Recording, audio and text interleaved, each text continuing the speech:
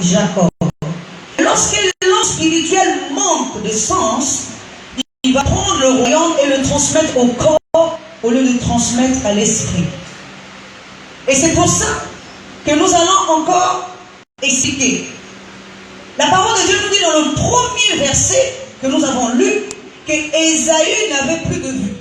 Sa vue était affaiblie. Il ne voyait plus. Donc s'il ne voit plus, il ne peut plus distinguer ce qui est bon et ce qui est mal. Il ne voit plus. Alléluia. Alors, la parole de Dieu nous dit que lorsque son fils Jacob s'est approché de lui, il a touché Jacob. En touchant Jacob, il n'a pas pu faire la différence entre les poils d'un homme et les poils d'un animal. Ce qui veut dire qu'ici aussi, il avait perdu le sens du toucher. Parce que prenons ces choses physiquement, quel que soit, même si je suis aveugle, en touchant l'animal et en touchant un homme, je saurais faire la différence entre ce qui est de l'animal et ce qui est de l'homme. Parce que les poils de l'homme ne sont pas pareils que les poils d'un animal. Alors ici, la parole de Dieu nous dit que Isaac a touché Ésaü, et plutôt Jacob, mais il n'a pas su faire cette différence pour voir réellement si c'était les poils d'un animal ou bien d'un homme.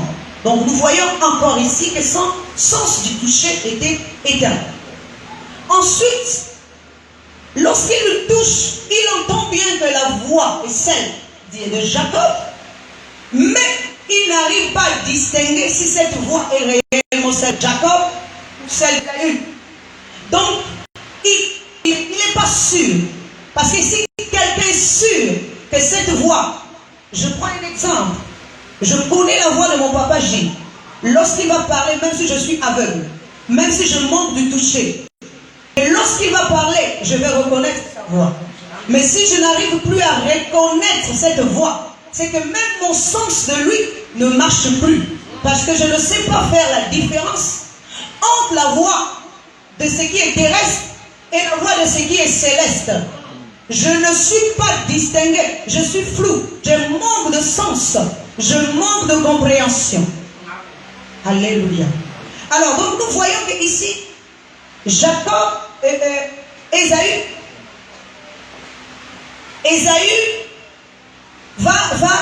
plutôt Isaac va toucher, va entendre la voix, mais ne va pas distinguer quelle est la voix qu'il est en train d'entendre.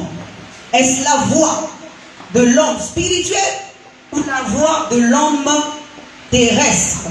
Il n'a pas su distinguer. Donc ce sens-là aussi était mort. Et ensuite, la parole de Dieu nous dit, il va manger le gibier. Le gibier qu'il va manger, c'est s'il a demandé à Ésaü de faire un gibier, de préparer un gibier, c'est qu'il connaissait le goût de ce gibier-là. Et avant de partir, il devait en manger, c'est-à-dire se rassasier, manger, afin de bénir son fils. Or, lorsque sa femme Rebecca va préparer ce gibier, même le goût de celui que fait son fils et celui que fait sa femme, il n'arrive pas à distinguer. Ce qui veut dire que même le sens du goût, il n'en avait plus. Alléluia. Donc il va manger quelque chose selon l'esprit et selon le terrestre, donc selon le corps. Mais il n'arrive pas à distinguer. C'est comme nous, la plupart du temps, nous n'arrivons pas à distinguer ce qui est de l'esprit et ce qui est du corps. Nous mangeons spirituellement, nous consommons tout enseignement sans distinguer ce qui est bon et ce qui est mauvais. Pourquoi? Parce que notre esprit aussi manque le sens du goût. Et donc, nous arrivons enfin à la fin, notre cinquième et dernier sens. La parole de Dieu nous dit, il va sentir l'odeur de son fils. Il ne va pas distinguer l'odeur Ésaü est l'odeur de son fils Jacob. Parce qu'après avoir béni, il va dire l'odeur de mon fils est comme l'odeur d'un champ que Dieu a béni. Alléluia. Donc là-dessus, nous voyons qu'il n'avait plus tous ses sens. Or, quelqu'un qui n'a plus tous ses sens va transmettre le royaume à la mauvaise personne. Alléluia. Alors, je voudrais encore revenir. Pourquoi je dis la mauvaise personne? Parce que pour beaucoup, on va dire que c'est Dieu qui a voulu ça. Alléluia. Oui, parce que la parole de Dieu nous dit, après avoir séjourné longtemps dans la patrie de sa mère, lorsque Jacob revient, Jacob se prosternera 7 fois devant son frère. Ce qui veut dire qu'il va reconnaître la grandeur de son frère, parce qu'avant même qu'il ne parte, lorsque Ésaü reviendra voir son frère, il va lui dire, n'avais-tu que cette même bénédiction? Et son père va lui répondre, je n'avais que cette même bénédiction que j'ai transmise à ton frère. J'ai fait de toi esclave de ton frère, mais en errant ça et là, tu arriveras à enlever le joug de ton frère sur toi.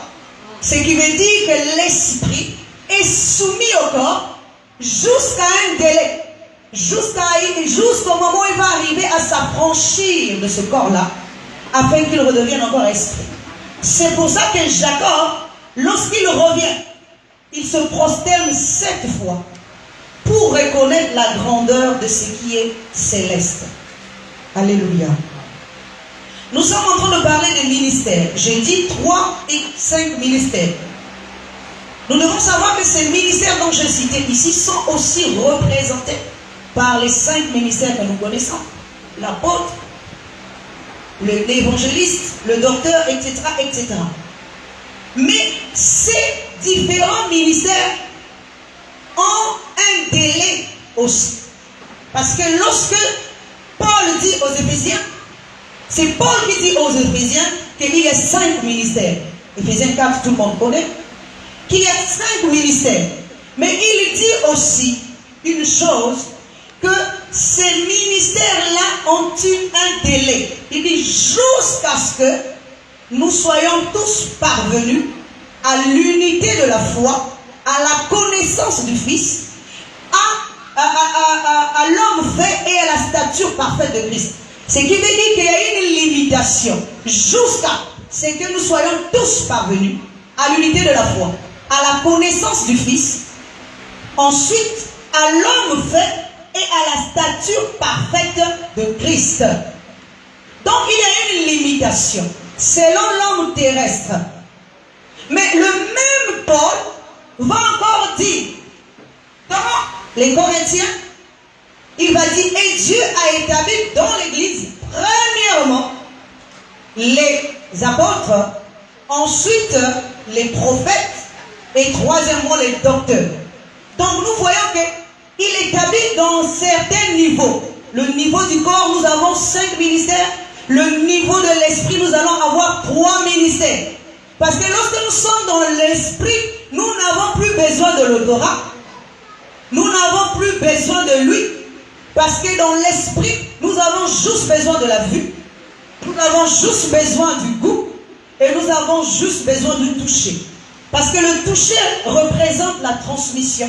De la même manière que Isaac, avant de bénir son fils, il l'a touché. Donc il y a le toucher, c'est une transmission. Transmission du royaume. Et quand je parle du royaume ici, je ne parle pas d'un royaume physique. Parce qu'un royaume physique ne se transmet pas. Mais un royaume spirituel se transmet. C'est-à-dire toute la compréhension céleste. C'est ça qui fait de nous un homme spirituel. Et donc nous voyons que dans les 5 ministères incarnent aussi les 5 réveils. Incarnent aussi les 5 pierres que David va aller chercher dans le torrent. Ce sont les pierres, les 5 ministères. Pour vaincre Goliath, David n'a pas eu besoin d'utiliser les 5 pierres. Il a juste eu besoin d'utiliser une seule pierre. Cette pierre incarne ici la perfection. Ou encore la vue. Alléluia. Parce que lorsque nous avons la connaissance, nous pouvons faire éteindre les traits enflammés du malin. C'est pour ça que nous avons besoin de comprendre, d'être révélés, parce qu'il est dit, vous connaîtrez la vérité, et la vérité vous affranchira. Si nous avons la vérité, nous sommes affranchis. Nous sommes affranchis, pas physiquement, parce que physiquement, aucun homme n'est esclave de qui que ce soit parmi nous ici. Mais nous sommes affranchis de ce qui est terrestre et de ce qui nous retient prisonniers ou captifs. Amen. Donc, le Seigneur nous a donné aux uns et aux autres des ministères que nous devons développer afin de ne pas faire n'importe quoi, mais afin de pouvoir distinguer ce qui est bon et ce qui est mauvais. Si nous avons perdu tous les sens, nous ne pouvons pas aussi atteindre la stature parfaite de Christ. Parce que la dernière dimension, c'est atteindre la stature parfaite de Christ. C'est pour ça que Paul pouvait dire, je cours vers un but. Le but de Paul, ce n'était pas de maison. Le but de Paul, ce n'était pas de voyage.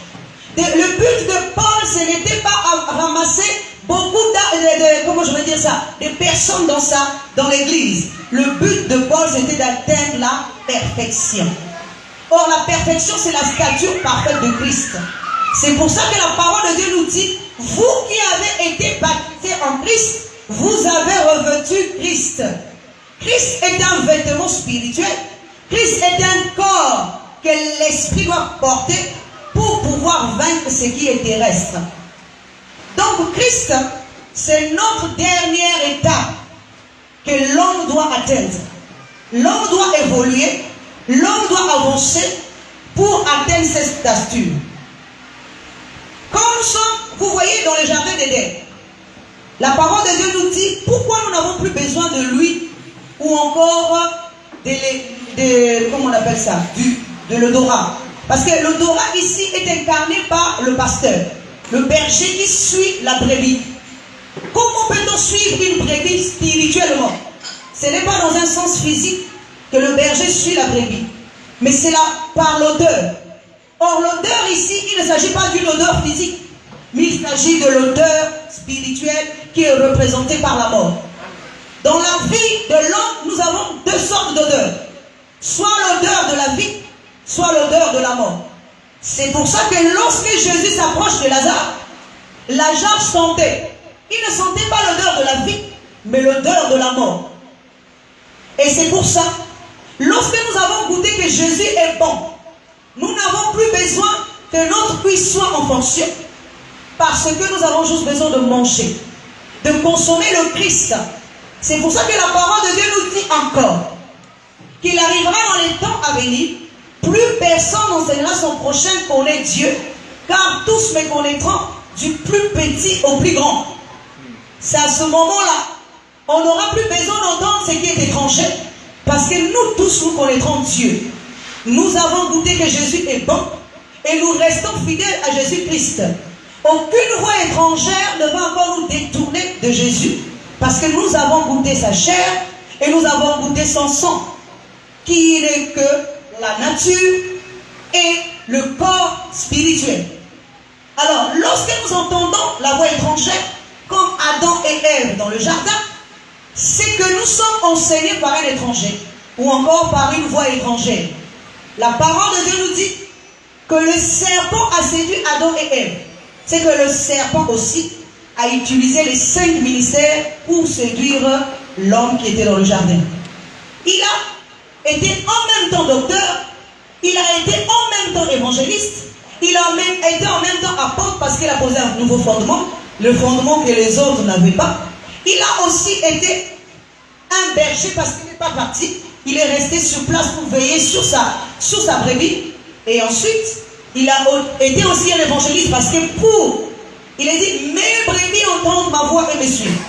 Donc quand les brebis entendent une voix, ça veut dire qu'il y a un appel quelque part. Mais lorsque nous sommes déjà appelés de Jésus, nous n'avons plus besoin d'entendre encore un nouveau appel. nous n'avons plus besoin d'être encore évangélisés. Parce que nous avons déjà reçu l'appel de Christ. Nous avons déjà goûté qu'il est bon et nous restons à ses pieds. Et nous ne cherchons plus à entendre une autre voix. C'est pour ça que plus personne ne va encore enseigner son prochain. Car nous connaîtrons qui est Jésus, qui est Dieu. C'est pour ça que Paul dit aussi, aujourd'hui nous voyons au moyen d'un miroir. Alors nous allons voir face à face. Il dit encore, aujourd'hui nous connaissons en partie.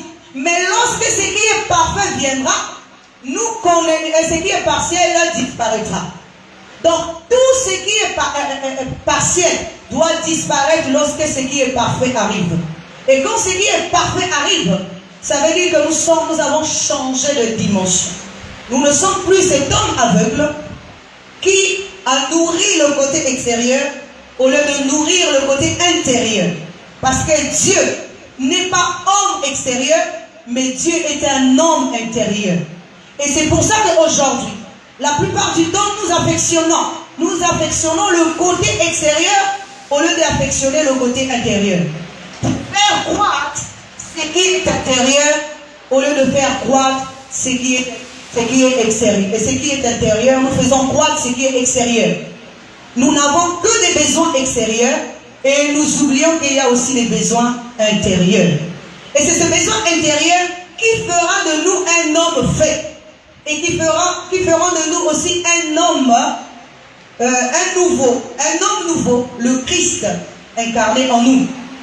Parce que le but de toute existence, c'est de devenir un Christ. Car le Christ ici, c'est l'image de Dieu que nous devons porter. Et c'est cette image qui nous emmènera à rentrer dans le royaume. Parce que lorsque nous arriverons devant le royaume, cette porte, l'image de Christ est la clé qui ouvrira la porte. Si devant la porte, on ne voit pas l'image de Christ, on ne peut pas aussi te laisser rentrer. Il faut que tu sois revêtu de cette image pour être accepté dans le royaume. Mais s'il n'y a pas d'image, c'est que nous ne sommes pas encore fils de Dieu. Le plus important dans tout ça, c'est de comprendre qu'est-ce que nous sommes en train de chercher réellement. Qu'est-ce que nous voulons faire également réellement. Tout ça, c'est dans le but de faire élargir le royaume. Que la parole de Dieu trouve place en nous. Merci beaucoup.